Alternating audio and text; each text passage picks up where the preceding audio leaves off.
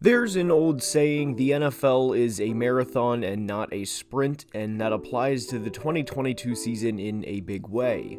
There has been several teams that have had success, there have been several teams that have not had a lot of success, and of course there are several teams in between.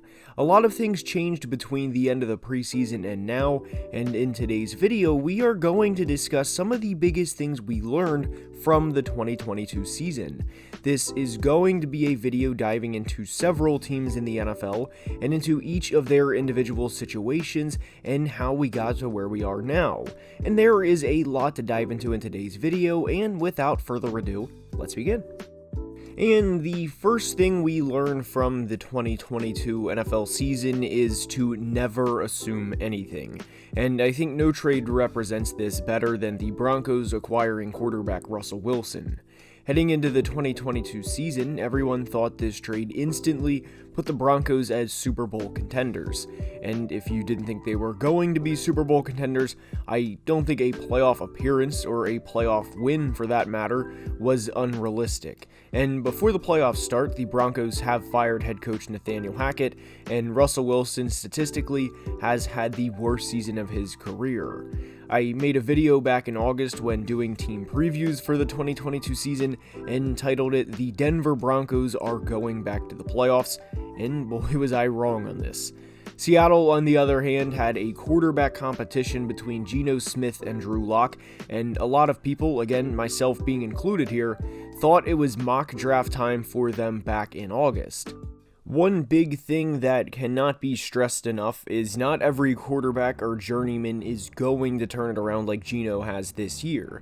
So I do want to credit the hell out of Geno because he's having a very good season, not just for himself, but for a lot of other quarterbacks. As I record this, Geno is 4th in the NFL in passing touchdowns, behind 3 of the best we have in the NFL, those of course being Patrick Mahomes, Joe Burrow, and Josh Allen. The learning part with Geno, and how this applies to every veteran quarterback moving forward, is to not immediately write them off.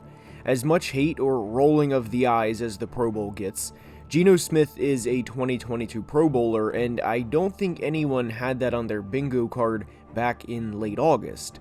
How this relates and all ties in is these guys are NFL players for a reason. Geno has been in the league since 2013 for a reason, because he brings value to a roster, and all of the physical tools have always been there, and it was a matter of him processing and reading defenses at a rate we've never seen from him before.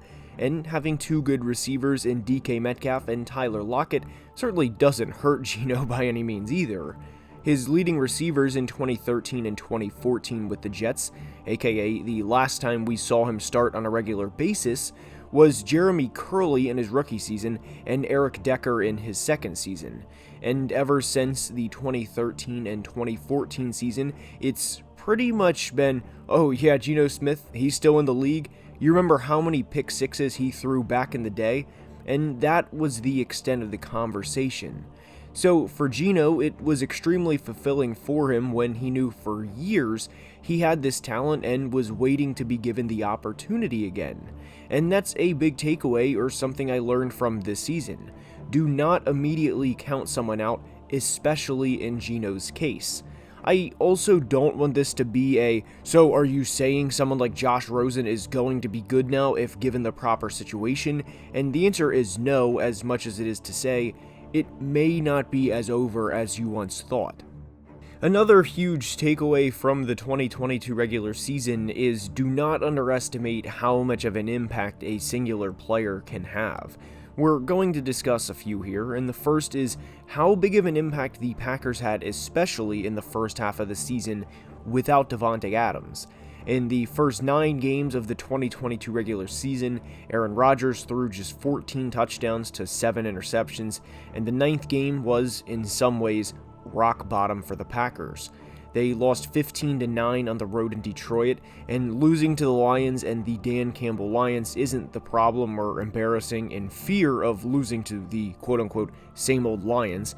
It was specifically bad for the Packers because of how they lost to the Lions. Rodgers completed just 53% of his passes and threw 3 interceptions, with one being on the goal line intended for left tackle David Bakhtiari. At that point in time, yes, Green Bay received a considerable draft haul for Davante, as they received a first and second round pick for a player that was turning 30 years old. But do you think the first and second round pick mattered when they were 3-6 and their back-to-back MVP quarterback was not playing well, among several other things? There were plenty of Packers fans then, and hell, there probably still are Packers fans now, that wish they paid Davante rather than choosing not to pay him and trading him to Las Vegas. Davante did not want to play under the franchise tag, and the Packers' playoff chances are slim at the moment. They're 7-8, and you can't help but think what their record would be if they had him and how much of a better position they would be in. And if the Packers get into the postseason, are they going to make huge noise in the playoffs? Are they going to run the table? I don't think they will. If they do, all the credit goes towards them. But Green Bay would be in a much better position right now, in their Super Bowl window, if they had Davante Adams. And the impact of a single player, if this part of the video wasn't clear, is non-quarterback positions, because we can all guess how impacted any of the top AFC teams would be without any of their star franchise quarterbacks. But if the Vikings did not have Justin Jefferson, they would not be anywhere close to 12-3. The Bills game, the game of the year, the catch of a lifetime. If they don't have Justin Jefferson, they certainly do not win that game. Justin is on a 3-game streak where he has double-digit receptions and at least 120 yards, which is video game-like numbers. And over those last 3 games, Justin has a combined 35 receptions for 479 yards and 2 touchdowns. When the shit is on and Kirk is under pressure, which has been a lot in 2022, by the way, he looks for Justin, and more often than not, Justin comes through.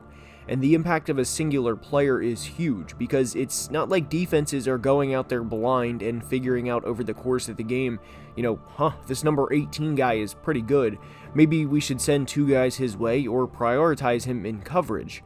There's a decent chance Justin wins the Offensive Player of the Year award, and there's also a chance he becomes the first player to have 2,000 receiving yards in a single season. The insane catch of the year in Buffalo was mentioned, which everyone knows about, but there was a play in Week 16 that I don't think you can put a price on in terms of Jefferson's value and what he brings to the Minnesota Vikings. It was 3rd and 9 with a little over a minute to play in the 4th quarter, tie game by the way, and Wink Martindale, the Giants' defensive coordinator, sends a blitz, which he does, it's kind of his thing, and Kirk stays in the pocket and delivers a dime to Jefferson with the game on the line.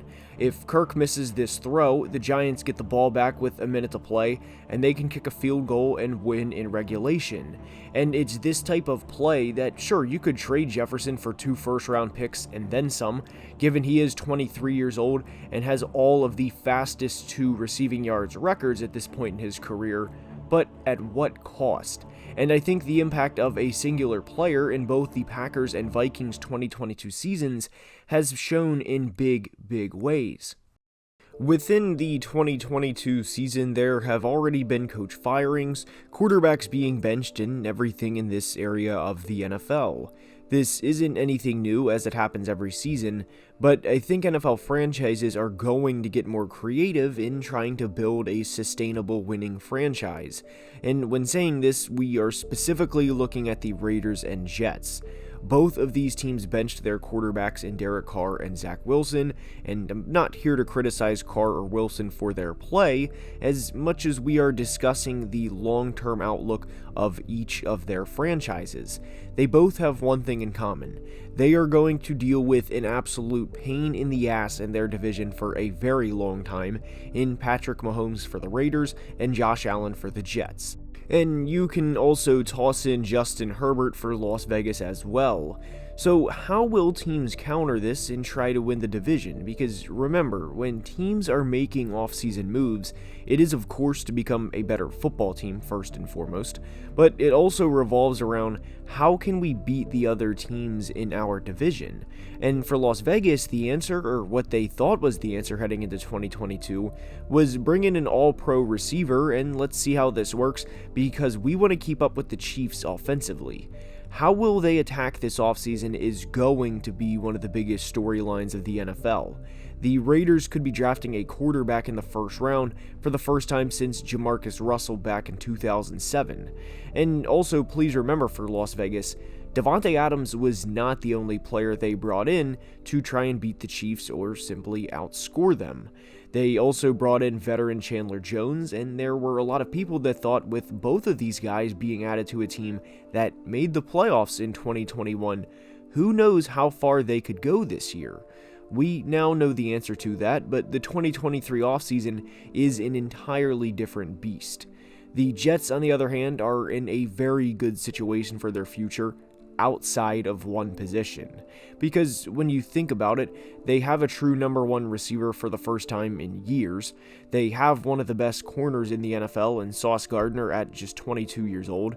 And they have a stud of a defensive tackle, which really underplays his ability, in the middle of the defense in Quinnen Williams. Oh, and Breece Hall and Elijah Vera Tucker will be back off of season-ending injuries.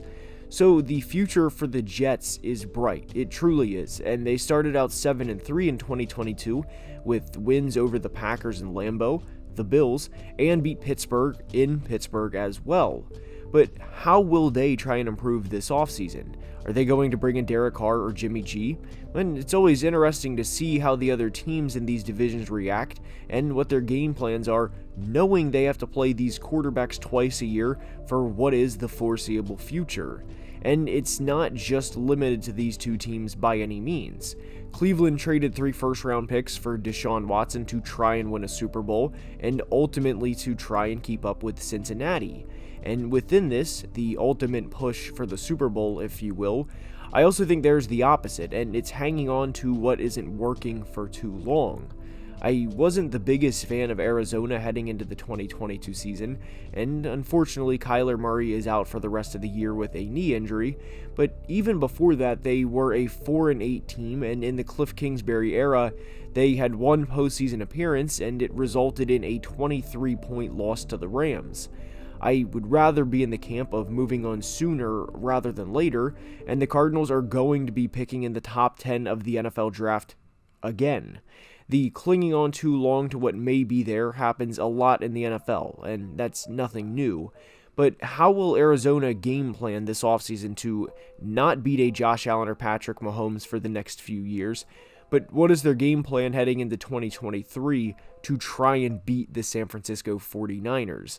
Because throughout the 2022 season, not just with Arizona, but with several other teams, we've learned what works, what doesn't work, and how important players are to their franchises and how franchises win games. And the biggest question is, what will some of these teams do, and how will they utilize this moving forward?